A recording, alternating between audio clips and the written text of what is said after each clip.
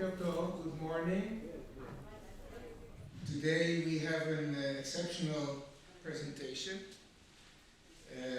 Usually we have as fellows historians and social scientists, and today we have a scholar who is a performing cellist and musicologist, Dr. Shulamit Sarid. Dr. Shulamit Sarid was born in Jerusalem. I won't tell you when exactly, but you can find it on the internet. And she obtained a Bachelor of Music cum laude from Tel Aviv University, a master's degree from the Jerusalem Academy of Music, and an artist diploma from the Glenn Gould School of the Royal Conservatory of Music in Toronto, a city that I very much like. She pursued her studies for a Doctor of Music degree at McGill University in Montreal, at the Schulich School of Music, where her advisors were Professors Matt Chaimovich, Lisa Bard, and Christopher Nijhofer. Later, she served as a visiting fellow at Harvard University under the supervision of Professor Carole Oja. Shulamit played as a soloist with l'Orchestre Classique de Montréal in the McGill Contemporary Ensemble. She is the recipient of numerous awards, including the America-Israel Cultural Foundation scholarships and McGill University International Grant Writing Competition and Dean's Essay Award. As a full scholarship recipient, she participated in festivals at Tanglewood, Aspen, and Banff, high in the mountains. And Shulamit cello mentors include Professors Sarid, Desmond Hubig, and Matt Chaimovich. Her lecture today is titled Notes of Testimony, the cello works of Mieczysław Weinberg as musical testimony of the Holocaust. And she will be accompanied by the pianist Benjamin Goodman. Shulamit, please. Okay, thank you so much, Professor Michman. I will be joined today by pianist and scholar Benjamin Goodman, who is a Dimas candidate at the Royal College of Music in London. I would like to start our lecture today in an unlikely place, in Canada. Several years ago at the Banff Music Festival, to the magnificent desolation of the Rocky Mountains, I heard a piece that I had never heard before. The performance was a complete revelation to me. I was overwhelmed by its beauty, melancholy, and the story it was conveying. Its darkness stood in sharp, cruel contrast to the natural glare of the turquoise scenery, yet the mournful music was never quite hopeless. The performance left me wondering, how have I, a cellist who has always prided herself in her curiosity for music, never encountered this music before? How come that even within the limited repertoire of the cello, this piece remained overlooked, rarely performed or recorded? I immediately took hold of the score and started learning it. The piece, as you could have guessed by now, was by the Polish Jewish Soviet composer Mieczysław Weinberg. It was the cello concerto in C minor, excerpts from which you will hear today, composed in 1988 and dedicated to the great Russian cellist Mieczysław Weinberg. I felt an intimate connection to the music, which resonated with the story of my family and my grandfather, who, like Weinberg, was a musician Holocaust survivor. A few years have elapsed since that day, during which I stayed in Canada. And after graduating from McGill, I moved to Cambridge, Massachusetts to study at Harvard. I was looking at the time for a new research topic, which would nonetheless relate to my previous study of music and politics in the Weimar Republic. I was still fascinated by questions of the politicality of music. Troubled by current political events, I was intrigued by the notion of suppression. What does it mean to write music under totalitarian regimes? How can music bear witness to the traumatic events of the Holocaust? And is this historical aspect relevant at all to the interpretation of purely instrumental works? My heart, which never quite forgot its first encounter with Weinberg, made the decision to write about his cello music quite compelling. To my surprise, I discovered a wealth of music written in various genres, concert pieces, solo sonatas, sonatas for cello and piano, and chamber music. Music composed in multiple realms, although versed in different languages, sometimes accessible and romantic, drawing its inspiration from Jewish themes, other times jazzy and almost incomprehensible in its rage. But all was melancholic music that told the story of Weinberg's generation, a story of wandering, suffering, and heartache. Many of my works are like a direct expression of gratitude to fate for being alive, and like all survivors, I consider it my duty not to forget the past. Weinberg wrote in 1969. This project uses the lenses of politics, identity, and trauma to explore the entire cello oeuvre of Weinberg. Building on the widely held idea that music is meaningful and political, I situate these works within the artistic, social, and political transformation of Weinberg's life in the aftermath of the Holocaust.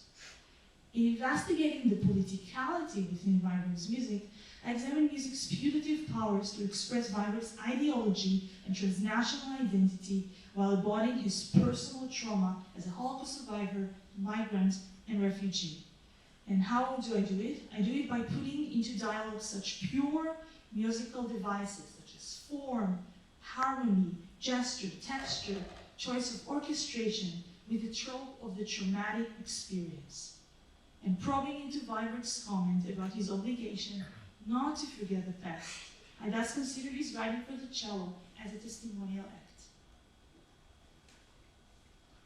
The 20th century, with all its cataclysm, rolled over him like a tent, and his entire music output turned into a requiem to the Holocaust, Weinberg's daughter Victoria Bishop declared in a recent interview.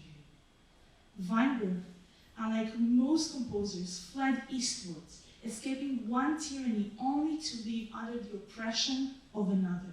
His life thus provided a unique opportunity for the musician, for the performer, and the scholar to delve into two of the most horrific totalitarian regimes of the 20th century, Nazi Germany and the Soviet Union. Weinberg was born in Warsaw on December 8, 1919 to Shmuel, you can see him here, and Sarah Weinberg. Born in Kishinev, Shmuel fled his hometown before the 1903 pogrom, arriving at Warsaw at the outbreak of the First World War in 1914. He was a musician. He toured as a first violinist with the Yiddish theater group. And after marrying Sarah, an actress in this group, the couple moved to the Jewish district of Warsaw. And in 1921, they welcomed a daughter, Esther, sister to the 2-year-old Mieczysław. Following Shmuel's footsteps, Weinberg taught himself to play the piano and compose, accompanying his father's group and immersing himself with the sound of klezmer. And klezmer, if you don't know, is the traditional Jewish instrumental music that could be heard in small Jewish towns, in celebrations, in festivities, in weddings, etc. And as you will hear later today, klezmer became very prominent in Weinberg's music. And although he took piano lessons at the Warsaw Conservatory, Weinberg's composition education was only partial.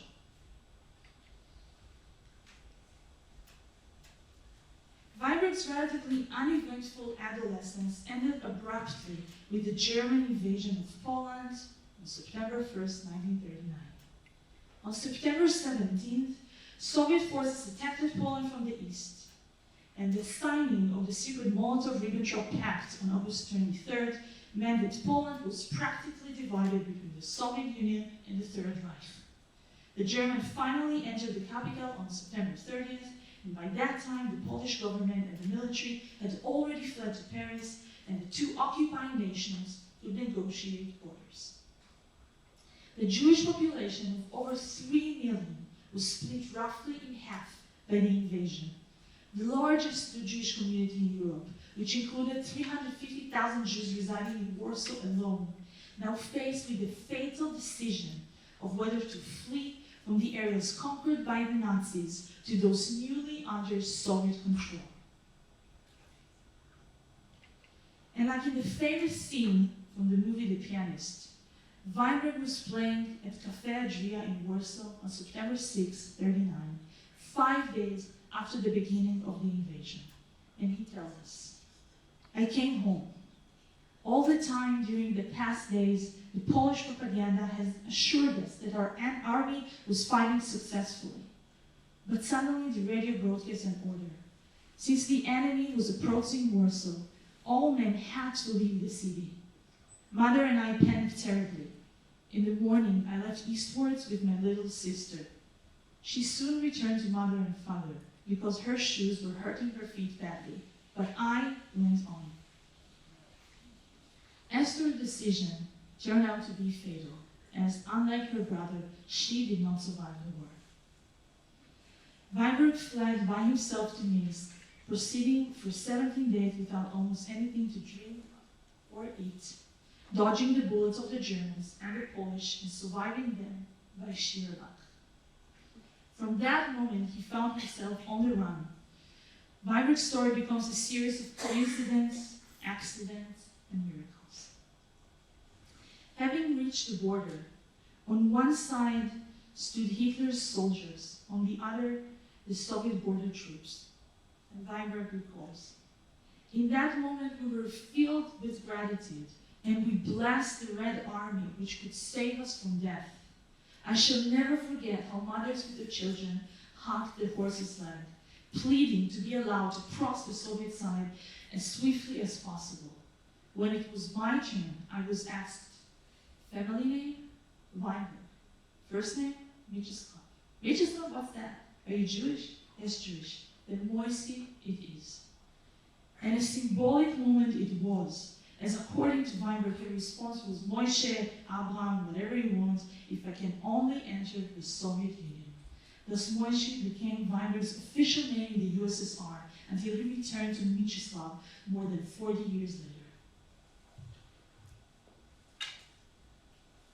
In Minsk, Weinberg was allowed by the state to continue his composition study at the conservatory, and only then, which is very rare for a classical composer, only at the age of 20 did he formally study counterpoint and music history for the first time of his life. It was also there that he first heard the music of Shostakovich, and Dmitri Shostakovich, the famous Soviet composer, a musical encounter that altered his life forever. And he says, "I remember how, sitting at the piano in the orchestra, I was staggered by every phrase, every musical idea, as if 1,000 electric charges were piercing me."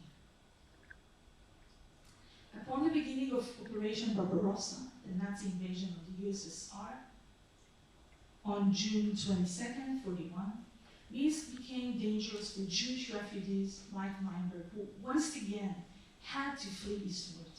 After a journey that lasted about a fortnight, he finally arrived in the Uzbek capital in July 1941. It was in Tashkent that Weinberg met the woman who within a year would become his first wife, Natalia Wolfson-Michols, daughter of the illustrious Yiddish actor and Jewish politician Solomon Michols, who belonged to the Jewish Soviet elite of Leningrad. Another pivotal moment at his life at the time was when he first heard about the fate of his family, and he learned that the Weinbergs were sent away from Warsaw by train. But it was only in the 1960s that he learned that his family perished in the Travniki concentration camp. While in Tashkent, various acquaintances introduced Shostakovich to Weinberg's music. From that point on, Shostakovich took a prominent role in steering Weinberg's life. Using his connections in the higher ends of the Soviet government, he arranged for an official invitation letter to Moscow to be sent to Weinberg a month later. And in 1943, Weinberg finally arrived in the place he would call home for the rest of his life. Weinberg and Shostakovich's lifelong friendship was unique in music history, but about that, Benji will tell you later. Weinberg's misfortunes, and here you can see pictures of Weinberg and Shostakovich. Weinberg's misfortunes did not end when he finally arrived in Moscow. Weinberg's frequent engagements with Jewish themes became problematic under Soviet political secularization and anti-Semitism. In 1948, Weinberg was among Soviet composers like Shostakovich, Khachaturian, and Prokofiev, whose works were banned from performances by the Soviet regime for being formalist. And here you have a list of all the pieces, and I highlighted Weinberg's names, probably too small, of all the pieces written by Soviet composers banned from performance. It's called the Prikaz number 17, Order number 17, published by the regime in 1948. And the thought was that the communists, they deemed all those pieces formalist. Namely, they were considered too modernist, unjustly too modernist. And you will hear that Weinberg's music is not so modernist. It's very romantic in its nature. But it was too modernistic for the Soviets, who basically did not understand anything about music. And the regime instructed composers to write music adhering to what they called socialist realism principle, meaning simple music that depicts everyday Soviet life in optimistic, heroic light in socialist utopia. So it was either propaganda or it was banned by the regime. In the same year of 1948, Weinberg's father-in-law, Solomon Michles, that you can see here, he was murdered by Stalin's orders. And after several years of being constantly followed by the KGB, Weinberg was finally incarcerated in February '53 during the days of the Doctor's Plot and was released at the end of April, not long after Stalin's death, with the help of Shostakovich. And here you can see the document concerning Weinberg's release from prison. When Weinberg was in prison, as his daughter told me in an interview that I conducted with her in Toronto, Dimitri Shostakovich and his wife Nina even made the necessary arrangement to adopt her, lest something happened to her mother and she would be left all by herself. I was in a solitary cell, Weinberg tells us, where I could only sit, not lie down. At night, a very strong floodlight was occasionally turned on so that it was impossible to sleep. The incarceration in the aftermath of the Holocaust and the loss of his family was the second trauma that defined Weinberg's life. The first piece that we're going to hear today is Weinberg's Cello Concerto, Opus 43, written in that tumultuous year of '48. And as I mentioned before, like most compositions in the USSR, it was dedicated and premiered by Rostropovich. You can see the cellist here in this picture. The concerto comprises 4 movements, the first of which Benji and I will play for you today. And I want you to pay attention to the Jewish idioms, to what made this kind of music so dangerous and so frowned upon by the Soviet regime. Typically Jewish is the prominent use of style motifs, the improvisatory, recitative-like quality of the music reminiscent of the singing of the cantor, and above all, the frequent employment of the most Jewish interval, the augmented second. The first movement ends with an ascending melody in the cello, as though climbing to the sky, like a prayer. And the last note in the cello, high as a whistle, resembles a cry to heaven. While the first movement is spiritual, I would say, the second movement is more visceral, bringing back the memories of the Jewish town by its employment of the idioms of klezmer music. The strong modality, here in particular we use the Fredish and the Misheberach modes, the scalar descent, repeated 16 notes, the prominent use of the clarinet, which is alongside the violin, is the most emblematic instrument of the klezmer band. The dance rhythm and the circular melodic motion are all typical features of klezmer music. Weinberg even used almost verbatim a Yiddish tune in the second movement called Galician dance, like a dance from Galicia. Quintessentially Jewish are also the abrupt tempo fluctuation and mood changes from sorrow to joy. It is as though there is the bitterness of tears alongside the celebration of freedom.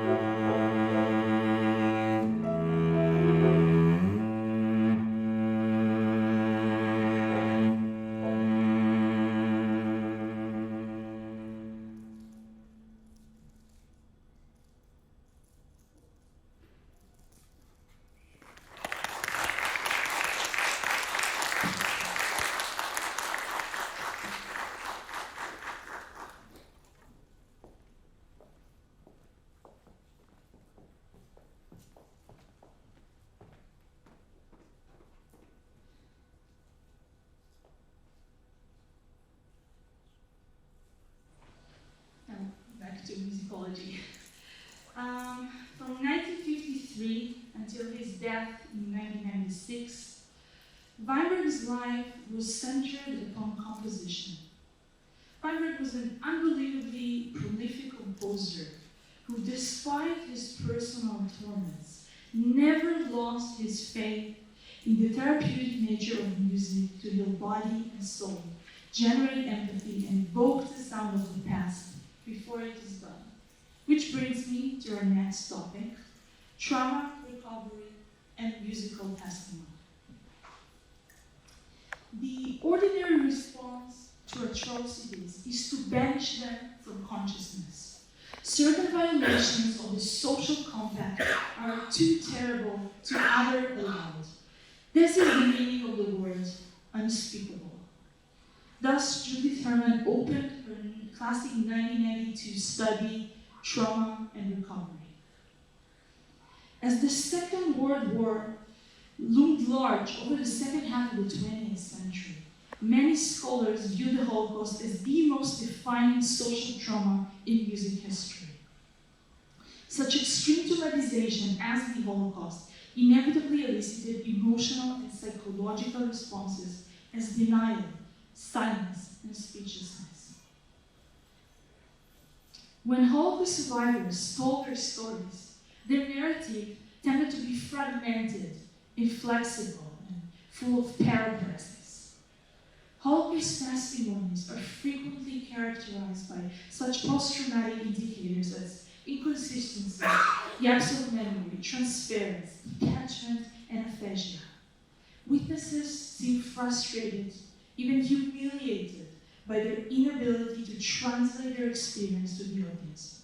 Some linger on seemingly unimportant events, others tend to generalize them. I remember my grandfather, he would always refer to the Nazis and their Ukrainian collaborators as like one huge general group. And particularly harrowing are trauma's impacts on memory. Unlike non-traumatic memories, which can be easily configured into a linear narrative, those affected by trauma are fragmented, repetitive, wordless, having this kind of recurring fixed idea that resurfaces whenever triggered by a stimulus. And Freud called it repetition compulsion. How the traumatized person reenacts history over and over again in an attempt to finally change its outcome. And you will hear the same thing in Weinberg's music. Often, as Daniel Dayan concludes, Holocaust testimonies are less about witnessing than about a failure to bear witness.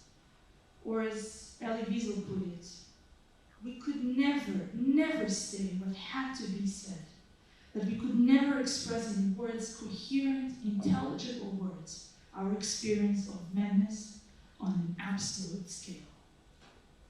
So what music has to do with it?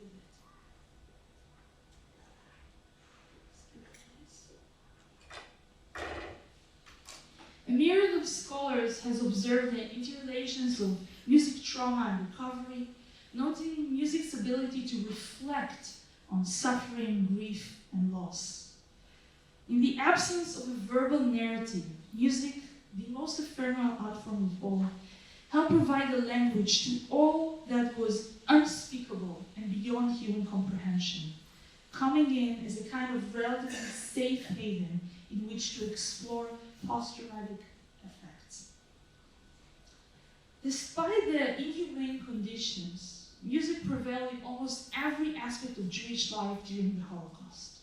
Music was constantly heard in the ghettos, in concentration and labor camps, and in other locations.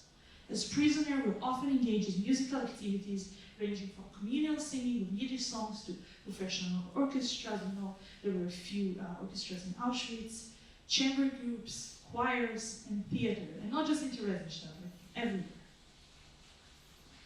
The positive influence of music on Holocaust survivors during and after the war are well documented. Like testimony, music offered a pathway to healing, as it allowed survivors to make sense of difficult circumstances, feel part of a larger community, and commemorate the dead. For musician Holocaust survivor like Weinberg, music making, inextricably intertwined with their identity, their personal and cultural identity, enabled them to maintain a daily routine, giving them a moment of relief and sanity amid the chaos, and thus ultimately helping their physical survival.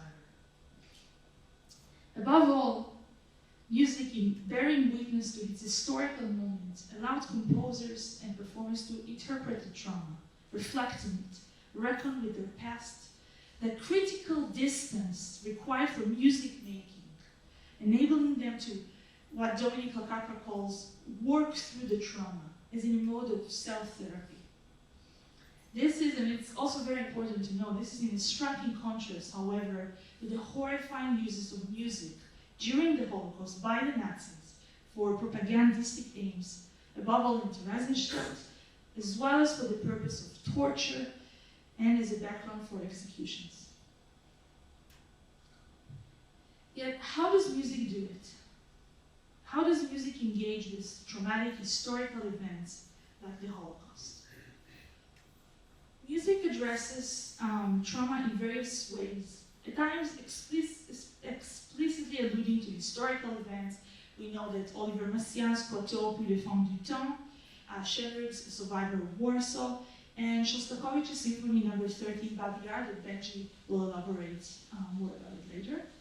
But more often, like in the case of Weinberg's cello works, and this I find more interesting, music revisits historical memory metaphorically. In her book, Performing Pain, Music and Trauma in Eastern Europe, Maria Szysmik contends that in its engagement with temporality, above all, music can metaphorically perform the breakdown of linear narrative frequently ascribed to the effects of trauma. If we regard trauma as the disease of time, we can parallel formal musical features that foreground disjunction, such as fragmentation, quotation, collage techniques, and illusions, to the disruptive effects of trauma on memory. Repetition and stasis claim an important role in suggesting the collapse of narrative in reaction to trauma. As trauma inevitably causes grief, music endows meaning of mourning and loss through its sonic affects, gestures, and rhetoric markers that perform analogies with the psychological effects of trauma. And the beautiful thing about music is that I don't need to explain it to you. You will hear it yourself. You will understand the emotion Weinberg and I, as a performer, are trying to convey to you. Those aesthetic tropes could include, but are not limited to, dark minor modes, side motifs that we heard in the concerto, diatonic disonated without resolution, tritons laden with tension, and above all in Weinberg's music, it's the perpetually circling or ascending melodies that suffuse the music with a sense of yearning and longing. Weinberg's music sometimes does not go anywhere. You can hear the same music over and over and over again. What some scholars call textures of memory, musical texture of memory. Music that resonates with loss often favors solitary, forlorn moments of slow tempo and low dynamics that reflect upon the nature of silence.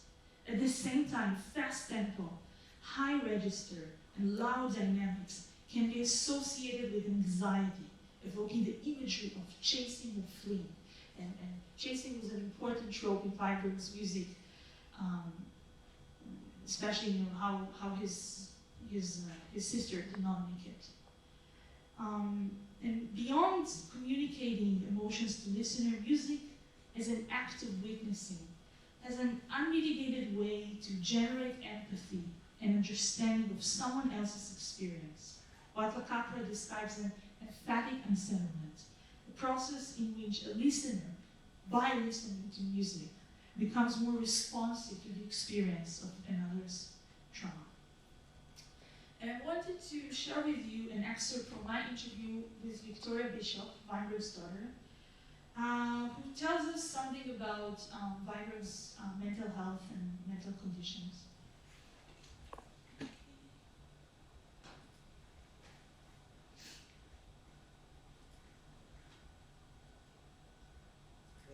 כשאבא היה בבית סוהר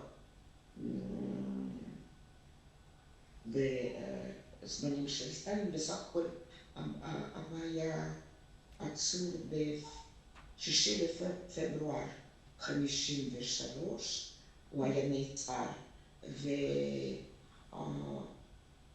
ושחררו אותו ב-28 לאפריל, אז בסך הכל 78 ימים, משהו כזה, אבל בשבילו זה היה מספיק.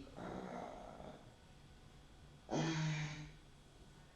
היה כנראה, אחר כך אני רק הבנתי שהיה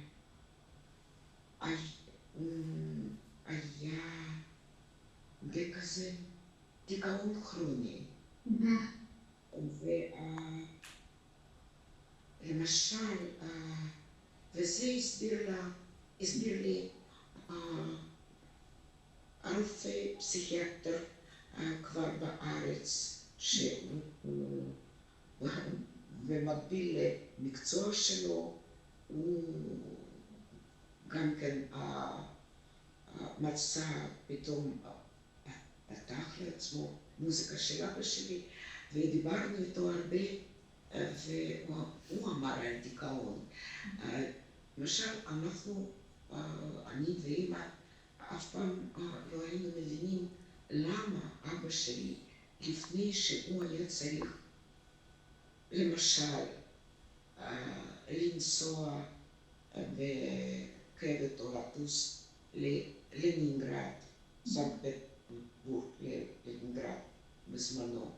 הוא היה נכנס באמת לדיכאון, הוא היה שוכב יומיים או 3 במיטה, לא מדבר, ואחר כך הרופא הזה, הפסיכיאטר, למרות שהתנאים של הנסיעה היו הכי טובים שאפשר בכלל לדמיין. אמא שלי תמיד הייתה נוסעת איתו, ובית מלון היה הכי טוב בלנינגרד, כיכר, ולא היה קושי בזה, אבל זה היה קושי מנטלי, מפני שקשה לא היה להיפרד מהבית, ממני או ממני ומאמא, כי הזיכרונות של הפרידה עם משפחתו כנראה נשארה בו לכל החיים. לצערי הרב, אני נורא מצטערת על זה, אבל כמעט לא דיברנו אצלנו בבית. אני הייתי מספיק צעירה, טיפשה, ולא שאלתי שאלות על הפרידה שלו עם משפחתו בוורשה, על ימים האחרונים שלו עם משפחה שלו.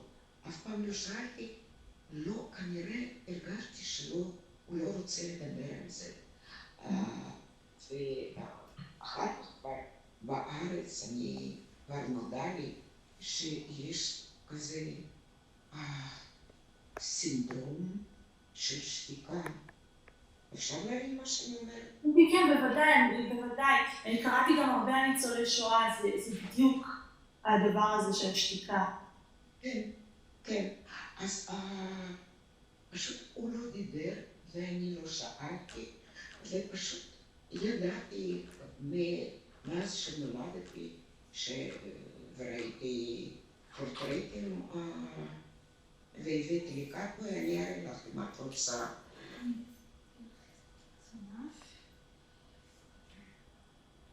And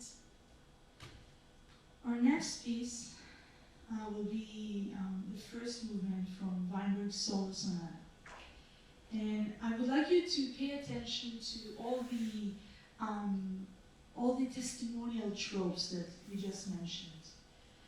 The one forlorn solo voice of the cello, the perpetually circling or ascending melodies, the disruptive nature of the melody that rupture the linear narrative, the repetition of notes, bringing to mind the idea of like haunting memories. So just try to imagine everything that she tells us about her father while I'm playing.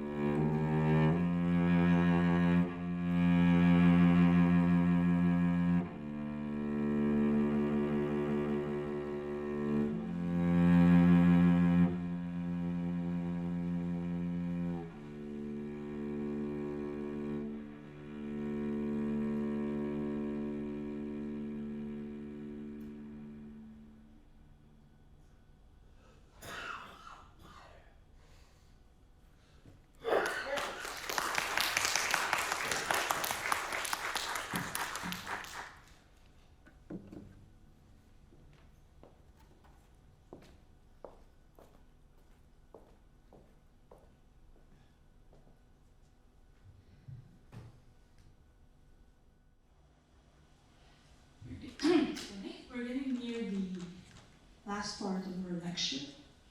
And I wanted to talk about remembering through music, musical commemoration and Holocaust education, and why this is important. What does it mean to remember the Holocaust through music? How is Holocaust memory perceived, expressed, and integrated through Weinberg's music? In her monograph, Cultural Memory and Western Civilization, philosopher Elida Assmann distinguishes between two types of cultural memory. Storage memory, which is memory saved for future generations with literal practical use. We don't like to hear this as a researcher, but archives, academic scholarship, textbooks that the general public usually doesn't have access to. And then we have functional memory, stories that society tells us, the parts of the past that circulate. Places of memory require explanation, and the relevance and meaning can only be maintained through stories that are continually transmitted through music, through art, through film. Playing Weinberg's music will help us take Holocaust memory from its storage place to being functional, making it come alive, revitalize it as both an act of recording and an act of imagination. Weinberg's music is a testament to the Shoah's events and implications, telling of the atrocities of the Holocaust and continuing our connection with the rich musical traditions of Jewish artists before and after the war. Sometimes we forget how rich and diverse the musical world, the Jewish musical world was before the war. Stronger than words, music is a powerful educational tool, and that's what we do here in Yad Vashem. It evokes an emotional response from the audience as it excites, inspires, and changes the lives of listeners for the better. Music represents the time of its writing. As you just did, you literally listened to the music, to the sounds of former times. It allows us to depict history convincingly and expressively on an emotional level. Weinberg's cello works thus have the power to recall the sounds of the Holocaust, instilling its memory to future generations as a form of documentary art.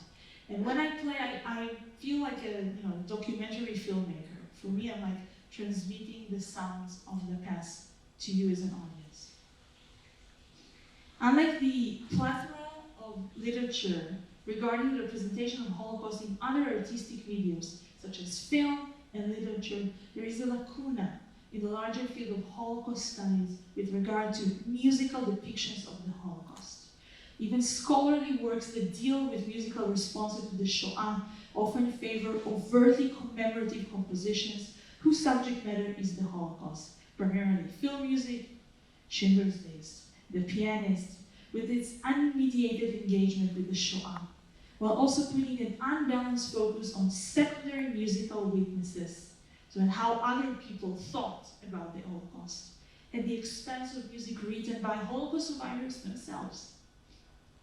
There is therefore a need to shift the focus to address what we call absolute music. This is just music. This music is not, it doesn't have a title. This music is about the Holocaust, but every single note of it commemorates the Holocaust, as Weinberg himself confessed. So we need to address this kind of music that we call it absolute music, which grapples with representational questions of the Shoah on a metaphorical level. And I hope that musicians and cellists will particularly find this project interesting. Weinberg is becoming much, much more trendy these days. There are even universities in the US where you have to choose a piece written by a suppressed composer. So there are many, my students and other students, who choose Weinberg as a representative of Jewish music of a suppressed composer. And we don't have so much Jewish music, Jewish classical music, especially for the cello. We have two pieces that we play over and over again, called Nidrei and Bloch's music, but there is a need to expand this kind of repertoire. Studying this music will take Holocaust music outside of the museum, outside of the ghetto, so to speak, bring it to the world's biggest stages, where my dream is that it will be performed by future generations of cellists, but not just Israelis and Jewish, so Jewish and non-Jewish alike. As the direct memory of the Holocaust fades, as we know, anti-Semitism and bigotry is ever on the rise, and Yad Vashem and everywhere, historians, pedagogues, museum directors, we're looking for new ways to preserve the memory of the Shoah. And it could be anything. It could be from, the story of Eva, from the graphic novel of Anne Frank. We have to be creative. We have to find new ways to use art to commemorate and preserve the memory of the Shoah. Commemorating the Holocaust through the musical environment will not only introduce new listeners to it, it will also help us keep the memory of the Holocaust alive, inspiring audiences. And we talked about how music generates empathy, inspiring audiences to act on the lessons of the Holocaust, counter hatred, fight racism, and prevent genocide. Survivors of atrocity of every age and every culture, as Judith Herman writes, come to a point in their testimony where all questions are reduced to one, spoken in bewilderment, then in outrage. And the question is, why? Acting as a mode of testimony, Weinberg's cello works pose that one unbearable question. The answer, as Herman puts it, is beyond human comprehension. And I would like to invite Benjamin Goodman to tell us about the friendship of Weinberg and Shostakovich.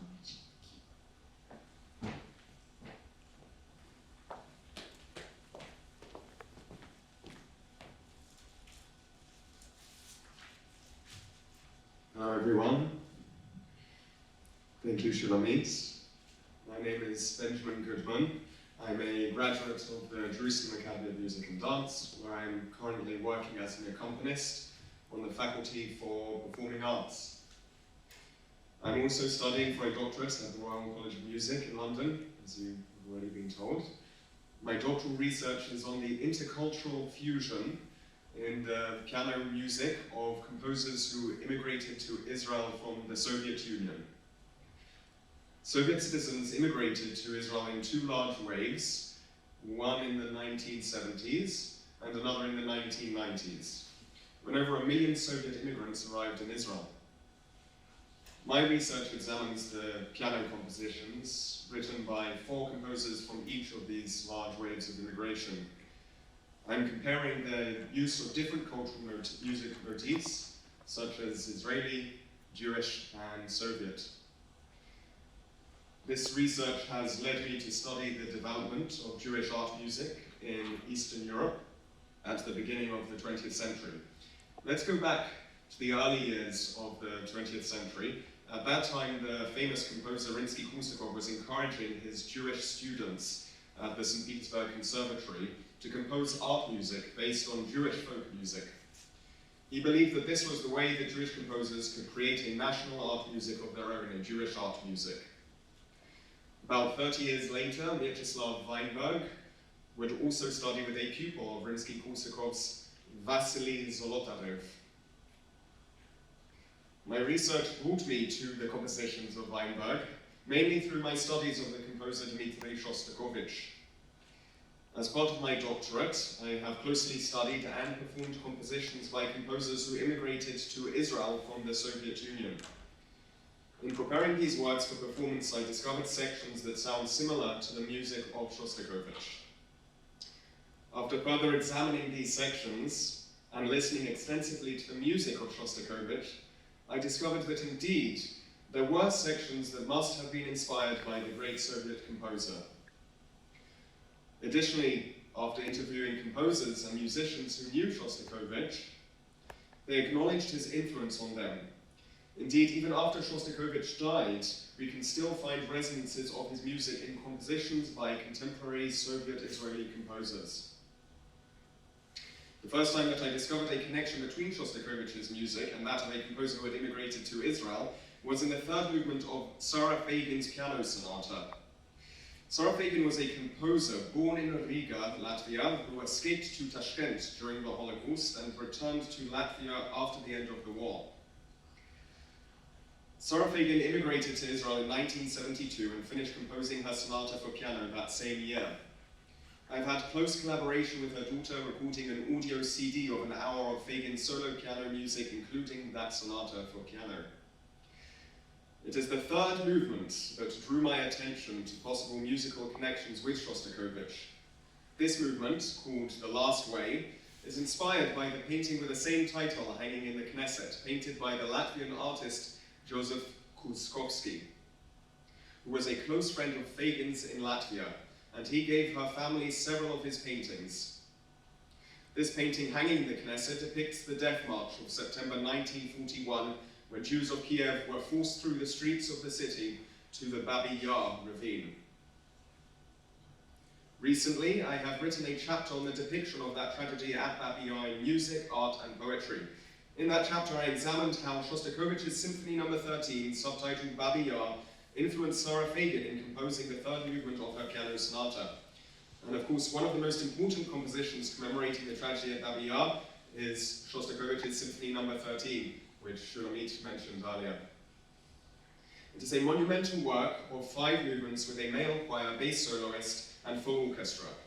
The first movement uses the text of Yevtushenko's poem, also titled Babi Yar.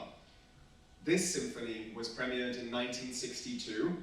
It was that same year that Weinberg composed his Symphony No. 6, also in 5 movements, for a boys' choir and orchestra, where the 4th movement uses a text referring to the tragedy at Babi Yar as well.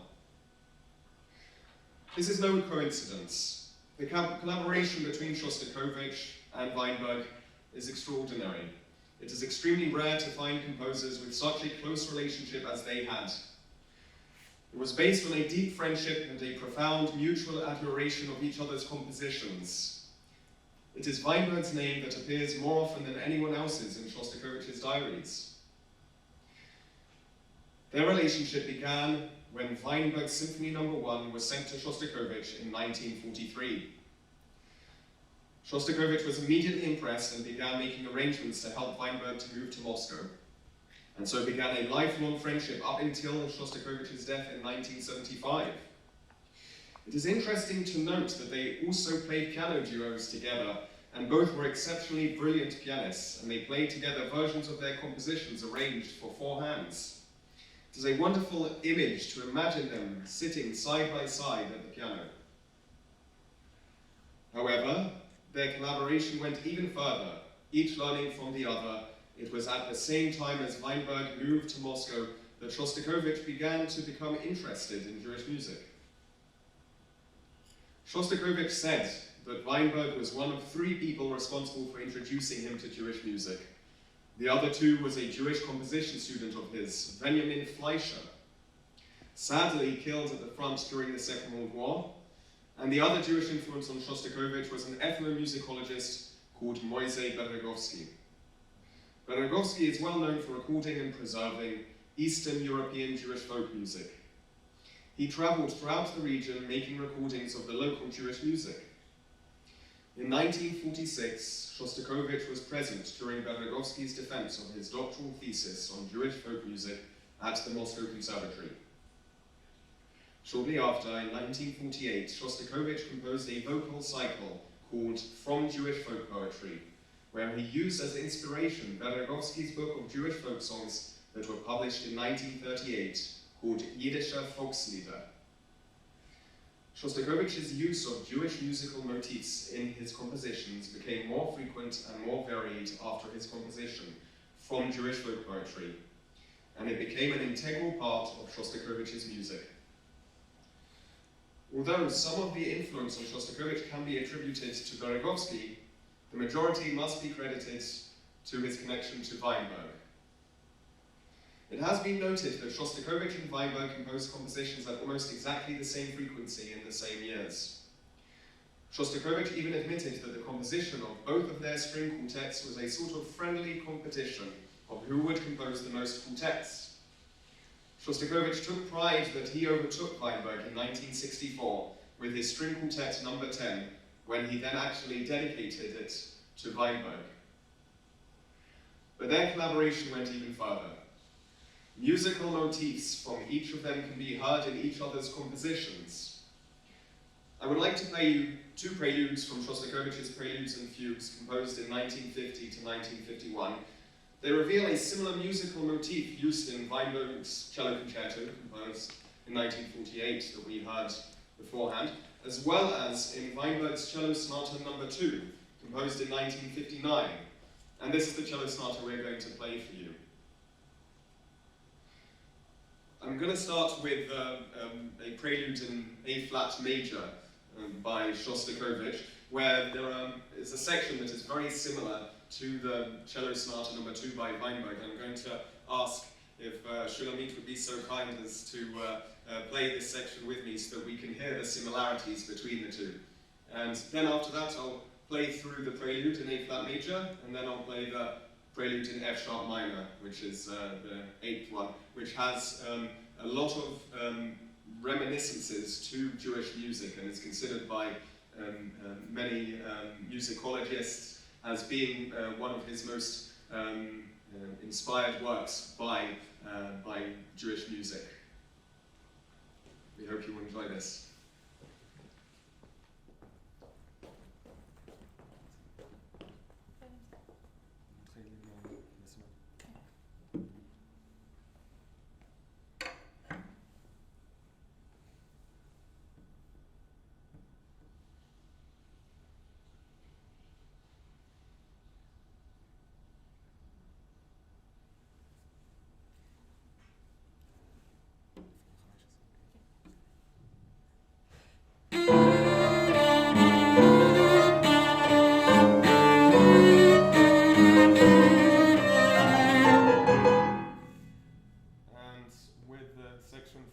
Shostakovich. Thank you so much, Shulamit, for that.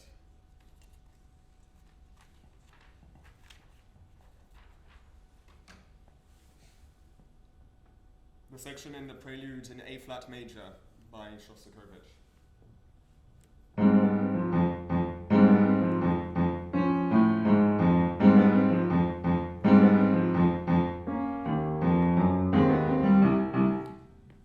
Continues as well in the prelude by Shostakovich, as well as in the third movement of the Sonata No. 2 for cello by Weinberg.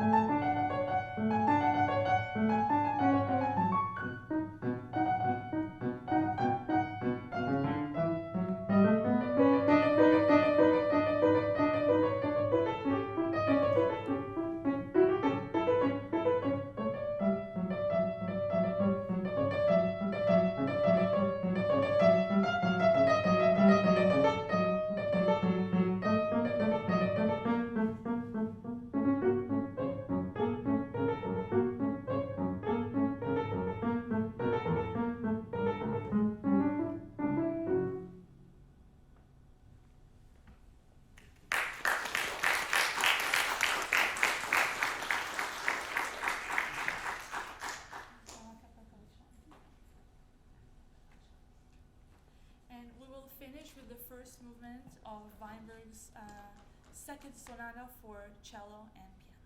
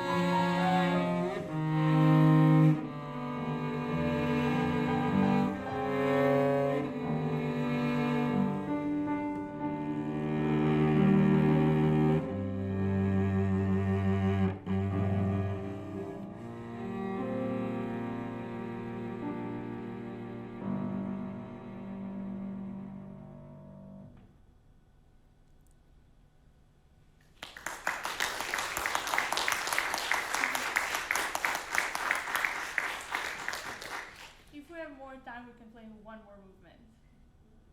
Do we have time? Yeah. Okay.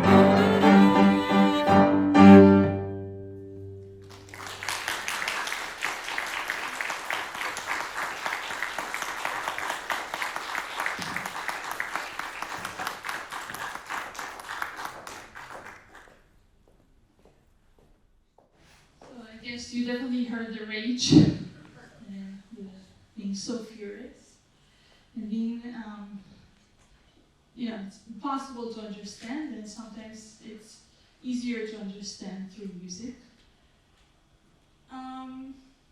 Just a few things that I did at Harvard and promoting this kind of music. You can see many young people playing this kind of music today. Bibliography. I wanted to say thank you. Thank you so much for coming here today. I'm very grateful to Merav of Goodman for arranging this event. Thank you so much for your help. Thank you. Professor Dan Nishman, Dr. Yael Damar-Vieto, Dr. Elliot Damar-Vieto, thank you so much. It's been a huge honor for me to be part of this program. And it's a huge honor for my family to be here in Vashem. And this lecture recital is dedicated to my grandfather, who, as you can see, Alexander Sarid, who was a violinist.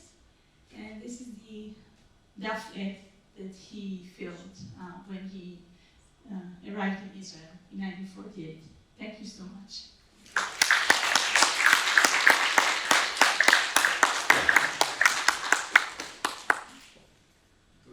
Thank you. Well, maybe there are questions. Musical questions. Thanks, maybe. Sorry? Questions. Yes. Okay. From Tashkent. From Tashkent. I have a question and a comment. First of all, thank you. Thank you so much. It was an experience. It really was. I have a question and a comment. The question is regarding the first piece which you played, and it was composed by Weinberg in 1948. Okay? It doesn't have any connection to the fact that 1948 is the state of Israel, and then he expresses himself more Jewishly, or is it just not just, but a continuation of his feelings since the Holocaust that ended barely 3 years before?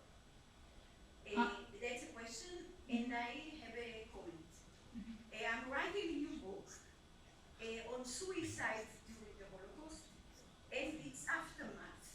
And I have a list already of about 18 poets and authors who committed suicide in the years after the Holocaust, but of no musician and no painter. And perhaps you would share my thought. It's just the beginning, but perhaps you would share the thought that music and painting are internationally. There are languages that do not need a language. While poets and authors lost their languages and their contact with their audiences. Speaking about the therapeutic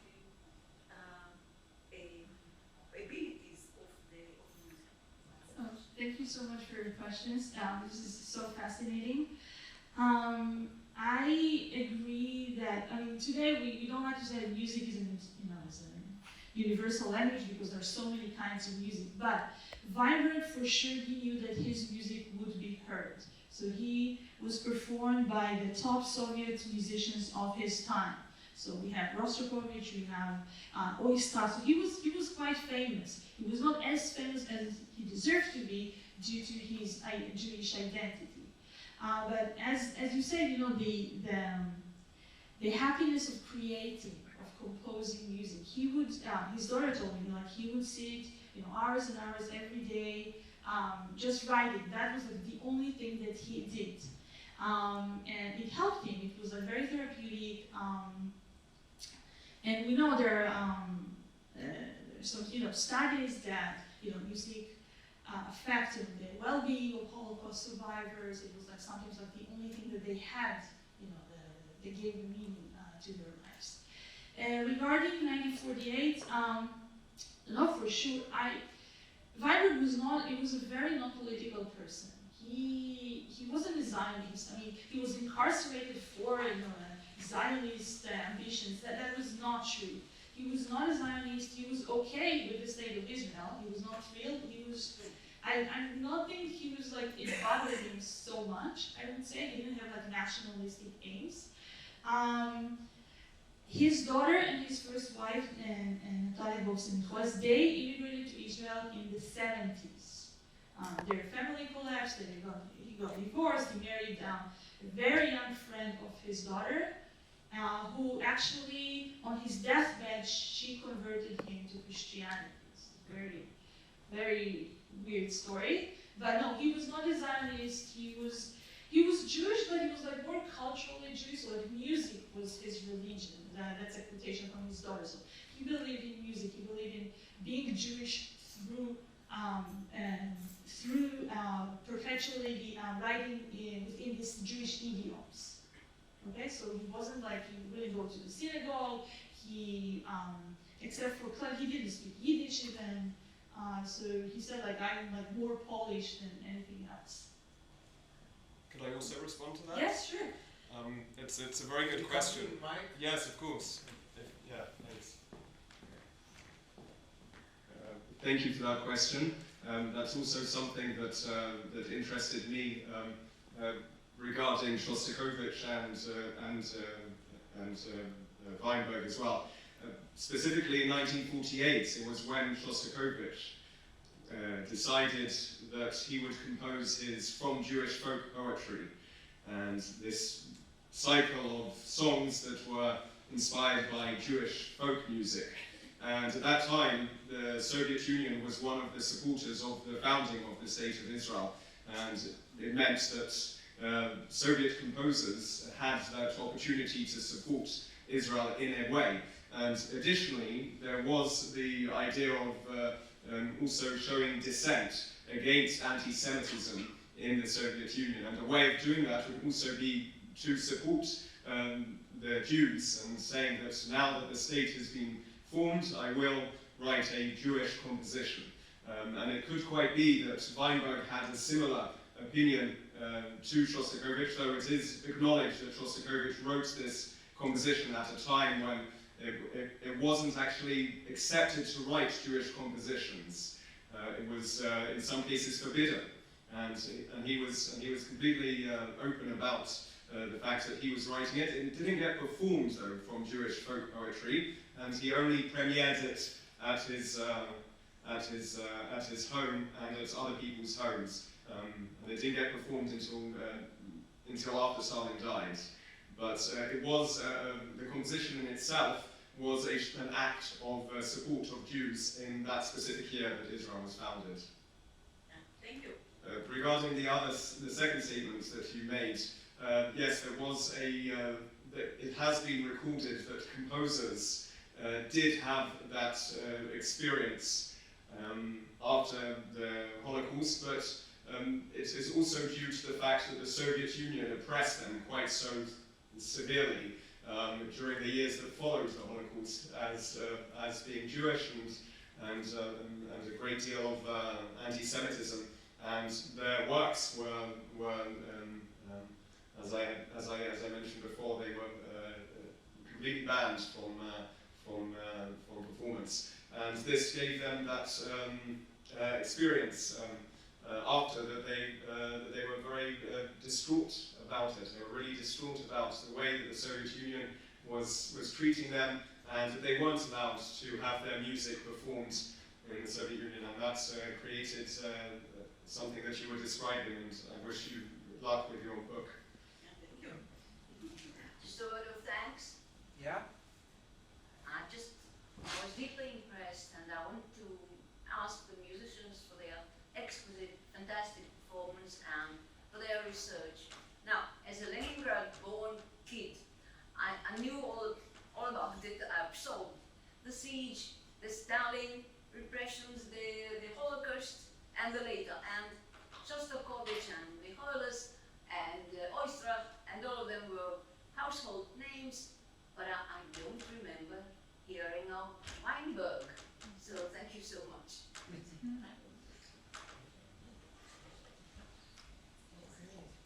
Arkady. First of all, thank you very much. It's very, very difficult to talk after this music to return to our question about the Holocaust and the Soviet experience. The question is,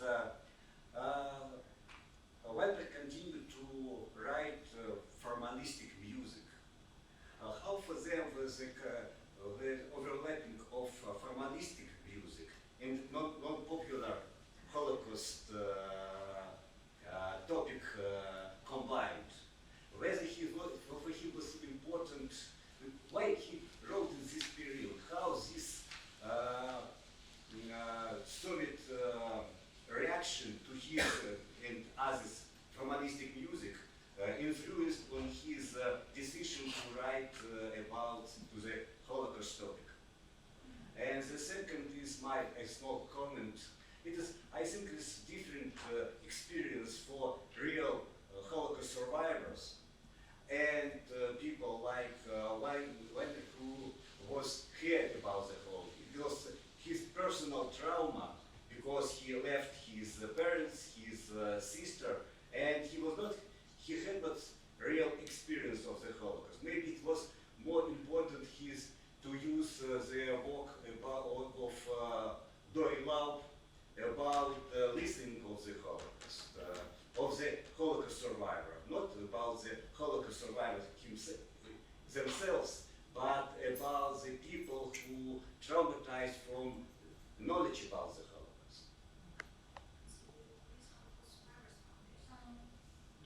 I'm familiar with Dori Laub's studies. So if I got you right, so like the first question is like how is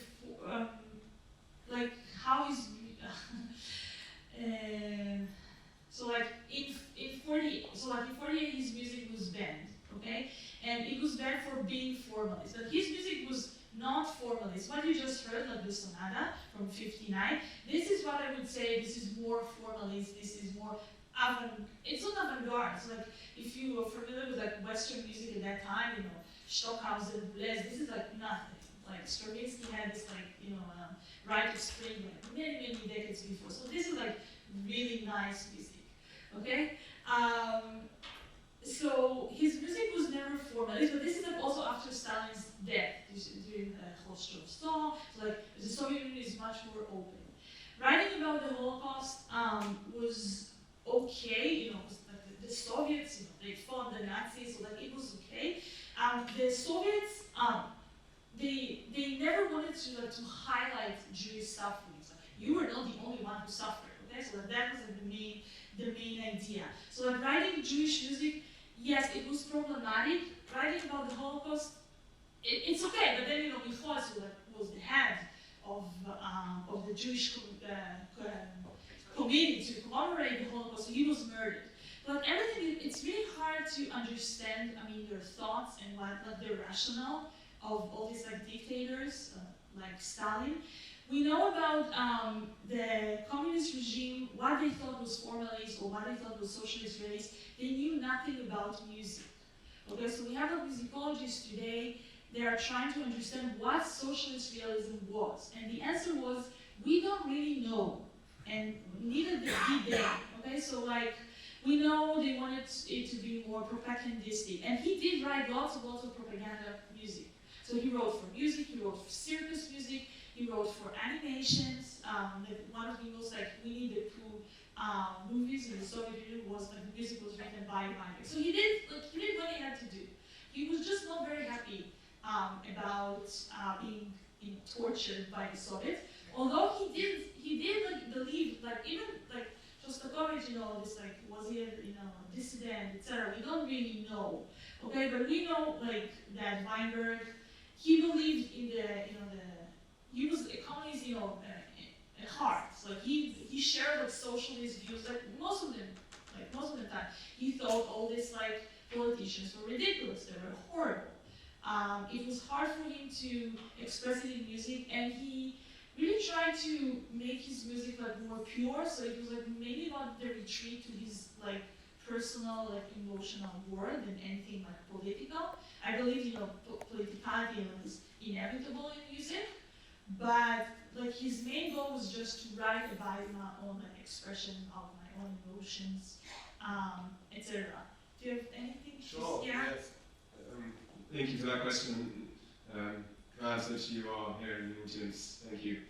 Regarding the second point that you made, if I could continue on from what Shulamit answered, I think that the compositions that were written around the subject of the Holocaust were also